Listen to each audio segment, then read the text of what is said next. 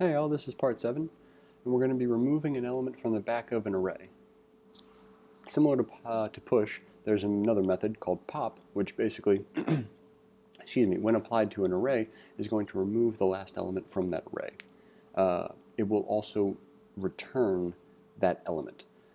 This is not the same as push. It might be fun to mess around and find out what the return value of a call to push is, because let's take a quick look at this. If we said array.push, but we never really check to see what array.push returns. And I'm going to leave that for you. There's a way at this point that you probably know how to figure out what this expression returns. If you don't, well, I'd say maybe message on Slack or something like that.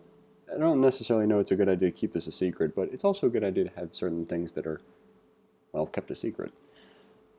Not kept a secret, there's a way to say this. Like provided for students to achieve on their own. There we go. So let's talk about a version of it that does things rather simply. So array without the removed element, which is just going to be this array having removed the last one. And then the element popped is assigned to the result of array.pop, which this allows us to determine what this expression returns. We save it in a variable and then log that variable to the console. So if we run it, we see that the element removed is 4, and the new array has the element removed from it. And let's talk about an example with a little bit more context. So we've got an array of the weekdays. We've got Monday, Tuesday, Wednesday, and then Sunday. And so we've made an error in some case. So we'll say variable day popped. And we're going to assign that to be weekdays.pop. We'll run this and we'll see that the weekdays now only contains days that are weekdays, and the last element removed, the last day removed is Sunday, because it's not a weekday. So we're going to complete a function that takes in one parameter, an array, removes the last element from the back of the array, and returns the removed element. So not the same as push where we return the array. This one we're going to return the removed element. Your function should create a popped variable, assign it to an expression using the .pop method to remove the last element from the array, then return that popped variable.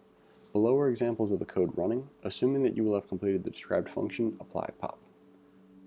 So, copy our stub, copy our test cases, and we're going to create a pop variable, assign it to an expression removing the last element from the array, which, as we saw in the previous example, is just array.pop. Then we're going to return popped, because that's the variable that they want us to return. So if we see this, we should see 129 Pacific. Okay. Let's come back here, put it in the console, run the tests, and we are ready to roll. So thanks for watching. Hope you enjoyed it, and we'll see you in the next one.